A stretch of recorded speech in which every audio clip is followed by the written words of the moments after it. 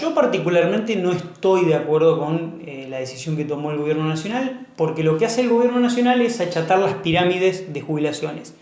A determinado nivel de jubilación, determinado nivel de ingreso, le corresponde un aumento mayor que a quienes ganan más. Entonces, los que ganan menos de 16.000 pesos van a percibir más o menos un 13% de aumento, y los que ganan más se va a ir licuando ese aumento entre un 8, un 5, hasta que llega a un 3% en las escalas más altas.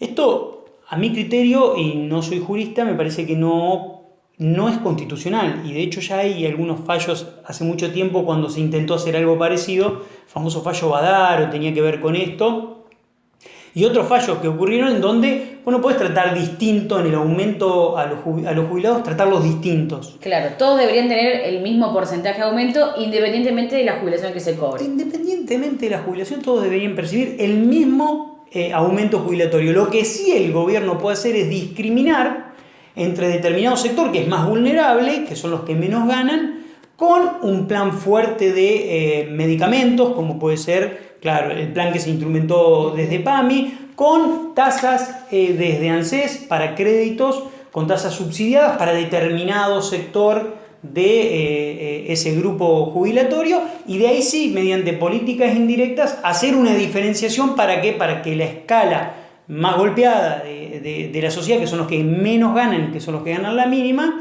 o por debajo de los 16.000 pesos, digamos, que no es la mínima, pero hablemos del corte, lo hace prácticamente el gobierno de los 16.000 pesos, porque entiende que ahí está el sector más golpeado por la crisis económica. Entonces me parece que ahí debería buscar otro tipo de políticas activas, pero a todos debería aumentarles por igual. Por eso no estoy de acuerdo con la resolución que tomó el gobierno, pese a que entiendo que este ajuste fiscal, porque en definitiva termina siendo un ajuste fiscal, se habla del orden de los 100.000 millones de pesos, bueno, es positivo desde el punto de vista de la reducción del déficit fiscal, pero bueno, ahí nos ponemos en tecnicismos, los mismos tecnicismos que se ponía Macri, digamos, claro. En definitiva. Si yo soy un jubilado que no cobra la mínima, ¿puedo hacer algún tipo de reclamo, ir a la justicia y decir, bueno, ¿por qué yo no voy a cobrar lo mismo que el jubilado que gana la mínima? Porque algunos dijeron, bueno, no, esto obviamente, lo que vos decías, no me parece constitucional, ¿puedo hacerle un juicio, digamos, al Estado y decir, sí, yo quiero cobrar lo mismo que cobran los jubilados que sí tienen la mínima? Yo no tengo ninguna duda de que va a haber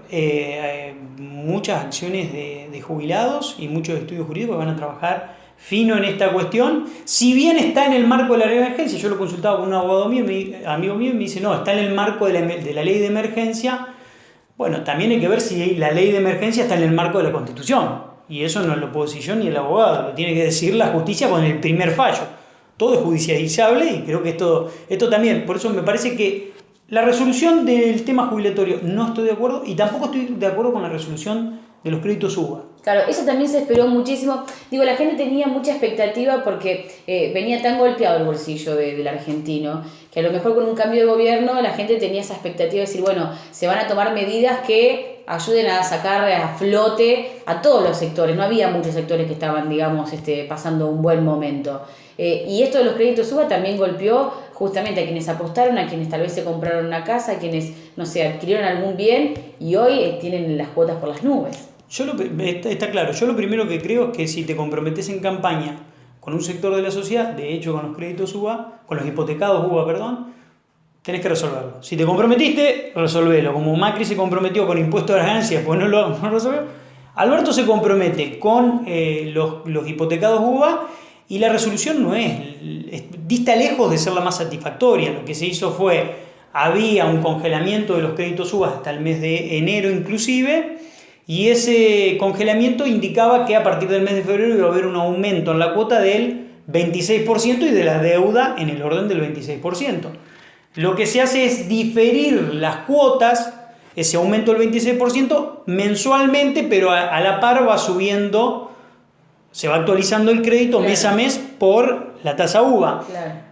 En un año lo que va a ocurrir es que el que tiene un crédito UBA, el beneficiario de un crédito UBA, va a tener el aumento del 26% completo en su cuota, más el aumento de este año con el límite del 35% que estableció el gobierno de los ingresos familiares. Pero el límite del 35% forma parte, si la cuota pasa el 35% de los ingresos familiares, lo que se renegocia es plazo.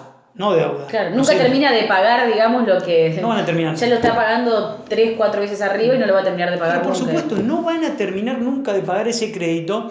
Y acá hay que decirle algo muy claro a la gente, que en realidad el crédito UVA, en su inmensa mayoría, acá sí se puede hacer una diferenciación de los que forman parte del crédito UVA Procrear, de los que no forman parte del crédito UVA Procrear. Porque mucha gente dice, bueno, la gente sabía que un crédito atado a la inflación en un país con los niveles de inflación que tiene Argentina, no, acá hay que diferenciar algo muy claro. Los niveles de inflación que tenía la Argentina cuando la gente sacó el crédito UVA eran del 22-25%, no más que eso, 30% en un año muy álgido, pero no estaba acostumbrada la gente a ver inflación del orden del 50-55%, 60% y ajuste en créditos UVA del 60%.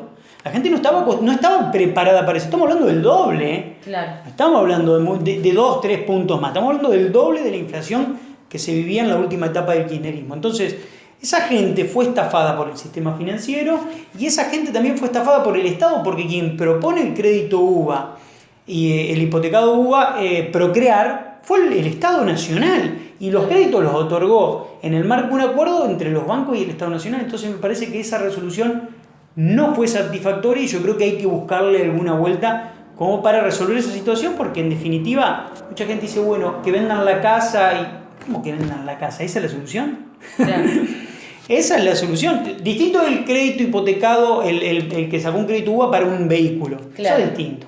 Puede revender el vehículo, puede resolver su deuda de una manera más sencilla, pero no se puede vender una casa. Y yo digo, si mañana las 100.000 familias que tienen crédito UVA salen a vender la casa, ¿qué pasa con el precio de las viviendas? Claro, el mercado también. Y no vas a poder pagar tu deuda. En algunos casos la deuda es más alta que el valor de la casa. ¿Y qué conviene? ¿Quedarse, digamos, en el molde e intentar pagar hasta lo que uno llega a renegociar antes que Yo creo intentar... yo creo que tienen que seguir reclamando, en primer lugar, y segundo, hay que ver caso por caso. Hay que analizar caso por caso, hay que ver cuál es el volumen de deuda que tiene cada uno, pues son todos distintos. Claro, cada cual tiene un valor distinto también. Exactamente, pero para mí tienen que pelear por una ley que contemple que el ajuste no sea por UVA, sino que sea, el UVA es la unidad de valor adquisitivo, es el metro cuadrado de construcción, cúbico de construcción, dividido 1000. Bueno, lo que tienen que lograr ahora es que el ajuste sea por el coeficiente de variación salarial y listo. Y bueno, y que en definitiva el gobierno haga una negociación con los bancos y que una parte pagará el gobierno, otra parte tendrán que pagar los bancos que fueron parte de esta negociación, ¿no? Claro. Matías, antes de que asuma el gobierno de Alberto Fernández, te escuchábamos en muchas de las entrevistas que te hicimos ser muy crítico del gobierno de Mauricio Macri y estar a favor, digamos, de lo que prometía o bueno, se hablaba del gobierno de Alberto Fernández. ¿Cuál es tu postura hoy? Porque, bueno, veíamos que tanto lo de las jubilaciones como los créditos UVA, decís que no fue lo más acertado. ¿Cómo ves el panorama, vos que estás todo el tiempo en la cuestión de política, de economía, y en un año que para los argentinos va a ser difícil, según lo que uno pronostica? En primer lugar, yo lo que creo es que Alberto Fernández tomó un conjunto de decisiones que yo, si hubiera estado al mando, hubiera tomado.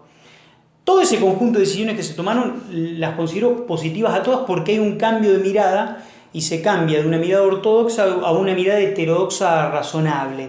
Y el gobierno de Alberto Fernández tomó la iniciativa, puso el Estado al mando de la situación, cosa que antes no estaba, y decidió intervenir en muchos aspectos. Lo que yo creo es que el conjunto de medidas que tomó Alberto Fernández no formaron parte de un plan estratégico. Yo siempre decía, el conjunto de medidas que tomó Alberto, y lo resumo así, debería haberlas tomado a todas en 6 meses y articulado el conjunto de medidas iniciales con el conjunto de medidas posteriores y en el marco de una renegociación sana de la deuda en el medio. Entonces, lo que ha ocurrido es que en 60 días se tomaron todas las medidas juntas y todavía no renegociamos la deuda. Claro. Digo esto ¿por qué? Porque lo primero que yo hubiera hecho es poner salario indirecto en el bolsillo de la gente, vía baja de la tasa de interés, vía recomposición de la caja nacional con retenciones y recomposición de las cajas provinciales, como lo que se hizo con el consenso fiscal, la suspensión del consenso fiscal que le permitió a las provincias no perder recursos y les permitió también aumentar algunos impuestos y recomponer las cajas provinciales que estaban devastadas. Poner salario indirecto vía baja de la tasa de interés, estabilización del dólar, cosa que se logró y la baja de la tasa de interés se logró. Pero ahí, en el mes de diciembre, instrumentar un programa de precios cuidados y un programa de control de precios muy fino. Hasta ahí lograr después una moratoria para todas las pymes que estaban necesitándola y que no había otra salida, y después renegociar la deuda. Y una vez que se logra la renegociación de la deuda, cuyo plazo vence ahora el 31 de marzo, después sí aplicar medidas de aplicación de salario directo, digo, medida de inyección de dinero en la economía, porque hablo de aumentos de bonos para jubilados y pensionados, el plan Remediar, el plan que se aplicó para la tarjeta alimentaria, todo ese tipo de planes que requieren emisión de dinero, yo hubiera esperado hasta después de la renegociación de la deuda. Y eso se hizo todo junto. Entonces se intentó generar un shock de consumo de entrada y lo único que cosechaste en el mes de diciembre fue una inflación impresionante, claro. Porque en definitiva cuando vos pusiste el bono en el bolsillo del jubilado, y no digo que esté mal poner el bono en el bolsillo del jubilado, pero si vos lo pones al bono en el bolsillo del jubilado sin instrumentar los controles de precios primero, los supermercados se quedan con el bono y claro. Se quedaron con esa masa de dinero. Entonces esa medida no tuvo mucho efecto que digamos en diciembre, porque el aumento de la inflación fue muy fuerte. Entonces después vos te comprometiste con un montón de cuestiones, como el plan el plan alimentario de Argentina, como ahora el tema de los medicamentos, y todo eso requiere recursos. Y la semana pasada, hay que dejar esto en claro, Argentina tiene un proceso de renegociación de deuda en dólares que tiene que comenzar ahora en marzo, pero mientras tanto hay un montón de vencimientos que hay que ir cumpliendo. Y hay una gran parte de la deuda en pesos, y de acá hasta junio vencen 800.000 millones de deuda en pesos. Y esa deuda en pesos tenés que resolverla de tres maneras. O la reperfilás, o sea, posponés los pagos, o la renegociás emitiendo nueva deuda y pagando con la nueva deuda vieja, o la emitís. Y vos ya te comprometiste a emitir dinero por un conjunto de programas sociales que aplicaste previo a la renegociación. Claro. Hay tres males y hay que elegir el mal menor. Claro, no hay unas... Digo, lo que uno ve es que no hay una solución a la cual uno puede ir, digamos, directo, sino que hay elegir de las tres opciones el mal menor. El mal menor. El mal menor. Entonces lo que hay que lograr es que esa renegociación de la deuda en pesos, que vos no pierdas la renegociación de deuda en pesos, porque todos los meses tenés que emitir, si perdiste el mercado en pesos tenés que emitir. ¿Qué significa perder el mercado en pesos? En los primeros días de febrero el gobierno vencía un bono ícono que era de casi 100.000 millones de pesos. Ese bono había que pagarlo, para lo cual había que emitir 100.000 millones de pesos. Entonces el gobierno una semana antes licitó nuevas letras con vencimiento un año, o sea, pateó la deuda. Y colocó en el mercado 100.000 millones de pesos para pagar lo que vencía. Entonces, sacaba del mercado 100.000 mediante un bono y colocaba pagando el bono. Claro. Esa licitación se declaró desierta. O sea, nadie fue porque perdió la confianza del gobierno. Claro, porque nadie lo quiso hacer. Exactamente, porque instrumentó un conjunto de medidas muy rápidas y la gente, el mercado vio que el déficit fiscal no se va a reducir y que empezó a desconfiar de si va a poder llegar a un acuerdo o no. Entonces, ¿qué hizo el día martes cuando vencían los bonos? Bueno, reperfilamos a septiembre. Claro. Pero dijo, les prometemos a todos los bonistas que a partir de marzo nosotros toda la deuda en pesos la vamos a pagar, no es nuestro problema. Pero ahora se generó la desconfianza y destruyó uno de los, o me parece que golpeó, no digo destruyó porque es una palabra muy fuerte, pero golpeó uno de los factores claves que tiene un gobierno desde el inicio, en los primeros 60, 90 días, que es la confianza. ¿Qué va a pasar con el próximo vencimiento de deuda en pesos y con la emisión de deuda en pesos que hay al gobierno para pagar esa deuda? Si se le declara desierto, tiene que defaultear la deuda en pesos. Y si defaultea la deuda en pesos, se queda sin la chequera. Esto es como una empresa que tiene un conjunto de deudas y necesita la cadena de cheques para seguir funcionando. Si perdés la chequera, no vas a poder funcionar. Entonces, y la otra cuestión que quiero decir es que la deuda, ahora se viene la discusión de la deuda el mes que viene. Y ojo, Ojo con la discusión de la deuda, tanto la renegociación de la deuda en dólares como lo que haya en pesos. ¿Por qué? Porque mucha gente dice, bueno, hay que lograr una quita importantísima porque estafaron a la Argentina. Tranquilos, tranquilos. Hay un organismo que sí estafó a la Argentina, que es el FMI, y que estuvo muy bien la expresidenta en decírselo, que violaron la carta magna del FMI prestándole a la Argentina dinero para que se fuguen divisas. ¿Para qué? Para marcarle la cancha al FMI, hacerle saber que contra el FMI puede haber una quita importante y debería haber una quita importante. Ahora con los acreedores privados, cuidado, porque a veces una deuda, una renegociación de deuda y una quita exitosa, hablemos de una quita del 70% como la que logró Néstor Kirchner en el 2005, te deja durante 10 años afuera del mercado de deuda. Y la Argentina, no solo el país, las provincias y las industrias argentinas necesitan colocar deuda en pesos para expandir su producción, para hacer crecer su PBI, para llevar adelante un plan de obra pública, para todo lo que necesita la Argentina para desarrollarse de cara al 2020-2030. Es fundamental que vos logres una renegociación de deuda con quita, pero hasta el límite en donde te vuelvan a prestar a tasas razonables. Porque si vos lo que lográs es una quita del 70% y después nadie te presta por 10 años, claro, ¿qué vas a hacer? Si tenés un déficit fiscal galopante.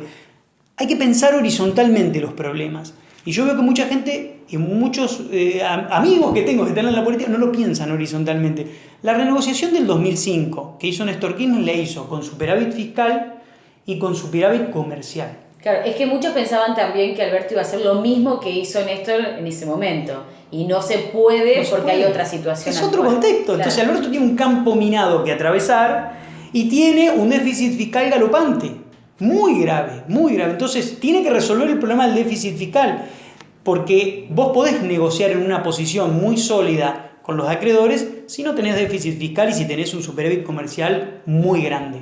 Argentina tiene un superávit comercial que se va a ir achicando porque el dólar se empieza a atrasar por el proceso inflacionario y tienes un déficit fiscal enorme, enorme. Tienes un superávit comercial y un déficit fiscal enorme. Entonces, cuidado, hay que lograr la mayor quita dentro del marco de las posibilidades que nos permita seguir con una cadena de pagos de acá al 2030 y poder desarrollar la Argentina con un plan de obra pública y con un plan estratégico. Si no se logra eso, será un fracaso.